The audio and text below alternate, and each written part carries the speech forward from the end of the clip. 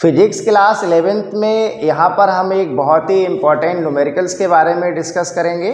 तो देखो यहाँ पर हमने न्यूमेरिकल लिया है कि 1 न्यूटन को डाइन में बदलिए, 1 न्यूटन को डाइन में बदलिए। इससे पहले हमने इसी से रिलेटिव इसके कॉन्सेप्ट को क्लियर किया था, जहाँ पर हमने एक फार्मूला ड्राइव किया था कि एक मात्रक पद्धति को दूसरे मात्रक पद्धति में कैसे बदला जाता है, उसी से रिलेटिव यहाँ पर ये हमने न्यूमेरिकल लिया है और इस टाइप के न्यूमेरिकल एग्जाम में पूछे जाते हैं। तो देखो यहाँ पर हमें क्या करना है, 1 न्यूटन को डाइन में बदलना है।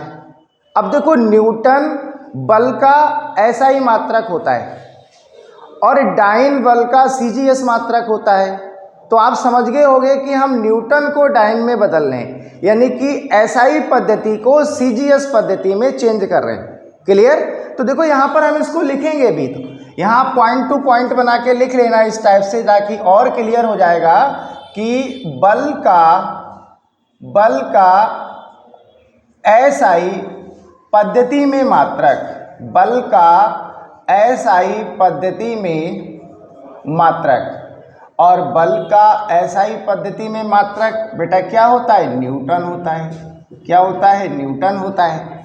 ऐसे ही आप दूसरा पॉइंट बनाएंगे कि बल का सीजीएस पद्धति में मात्रक, बल का सीजीएस पद्धति में मात्रक। तो देखो सीजीएस पद्धति में मात्रक बल का क्या होता है, डाइन होता है। क्या होता है? डाइन होता है। तो यहाँ पर यही तो है, न्यूटन को डाइन में बदलना है, यानी कि एसआई को हमें सीजीएस में बदलना है। तो सबसे पहले क्या करेंगे आप, बल का विमीय सूत्र लिखेंगे आप। ठीक है? तो आप यहाँ पर लिखना बल का विमीय सूत्र, बल का विमीय सूत्र। अब देखो बेटा, बल का विमीय सूत्र क्या होता है? बल का विमीय सूत्र होता है mL_T-2। क्या होता है भाई? बल का विमीय सूत्र होता है mL_T-2। अगर m के ऊपर कोई घात नहीं है तो आप 1 लगा लीजिए, l के ऊपर कोई घात नहीं है तो आप 1 लगा लीजिए, t के ऊपर देखो -2 घात है। और जब हम इसका कॉन्सेप्ट क्लियर कर रहे थे तो वहाँ क्या था, m की पावर a, l की पावर v और t की पावर क्या था, वहाँ पर c था। तो हम यहाँ से कंपेयर करके लिख सकते हैं कि यहाँ पर a का मान कितना है, 1 है। देखो m की पावर a, b का मान कितना है, 1 है, और c का मान कितना है, -2 है। समझ में आ गया होगा? सही है। अब यहाँ पर हमें एसआई को सीजीएस में बदलना है, तो आप एक साइड में यहाँ पर लिख लीजिएगा एसआई मात्रक, एसआई मात्रक, और यहाँ लिखिए आप सीजीएस मात्रक। क्या लिखोगे बेटा? सीजीएस मात्रक। ठीक है, इस टाइप से करेंगे तो चीज़ें और क्लियर हो जाएंगी। हम डायरेक्ट भी कर सकते हैं, लेकिन यहाँ पर हमारा मोटिव क्या है कि आपका एक एक कॉन्सेप्ट को क्लियर किया जाए।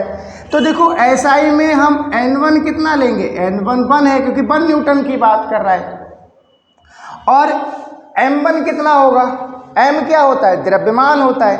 ठीक है, तो M1 कितना होगा, यहाँ पर M1 होगा 1 kg, फिर L1 कितना होगा, 1 मीटर होगा, और T1 कितना होगा, 1 सेकेंड होगा।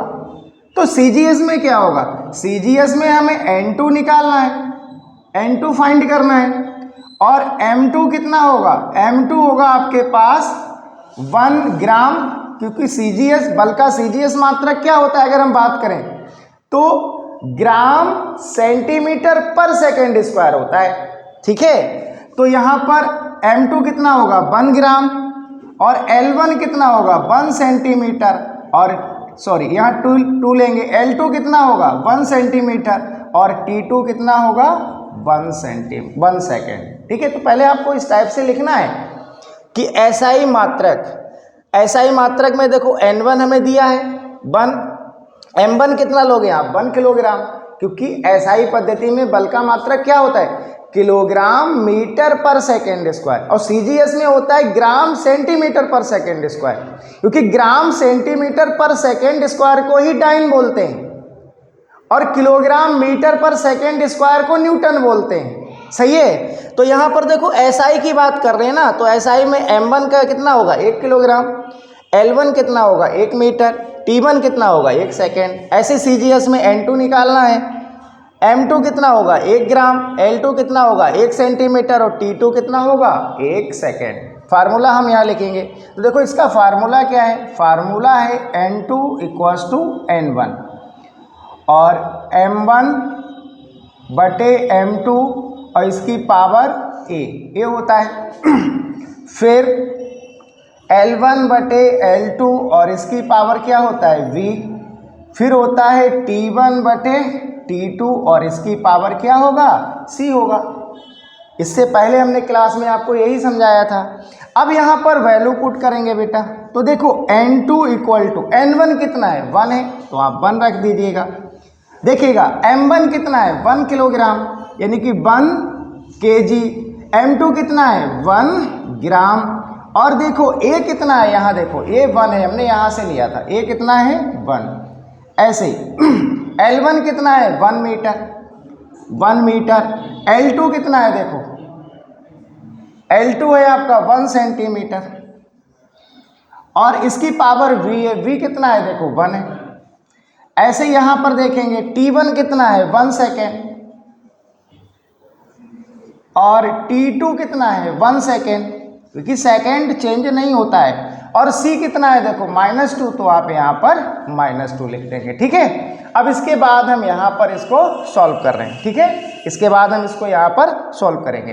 तो देखिएगा यहाँ पर N2 = 1 ऐसे रहने दीजिए आप। और यहाँ पर देखो किलोग्राम को हमें ग्राम में बदलना है, क्योंकि हम CGS में चेंज कर रहे हैं। तो 1 किलोग्राम में कितने ग्राम होते हैं 1000 ग्राम होते हैं। अब बटे में 1 ग्राम पहले से ही है। ठीक है। ऐसे इसकी पावर 1 है तो 1 लगा दीजिएगा।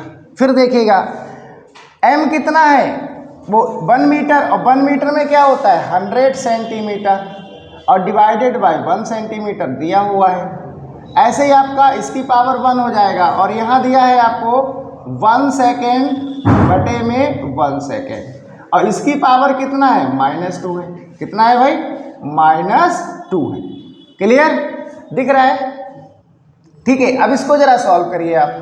N2 = देखो 1 × देखो बेटा यहाँ पर इसकी भी पावर 1 है, इसकी पावर 1 है और इसकी पावर -2 है, लेकिन 1 की पावर -2 है ना, तो इसका मान तो 1 ही होगा, इसका मान 1 ही होगा।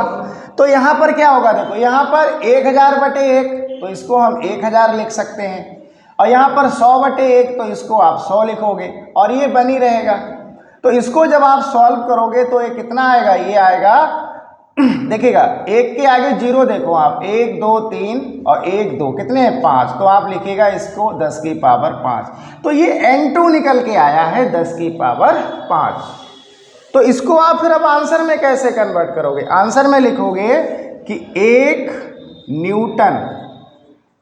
न्यूटन को हमें किस में चेंज करना था, डाइन में, और मान कितना आया 10 की पावर 5। तो यहाँ लिखोगे आप 10 की पावर 5 डाइन। क्या लिखोगे 10 की पावर 5 डाइन। ठीक है। या हम ऐसे भी लिख सकते हैं कि 1 न्यूटन = 10 की पावर 5 डाइन।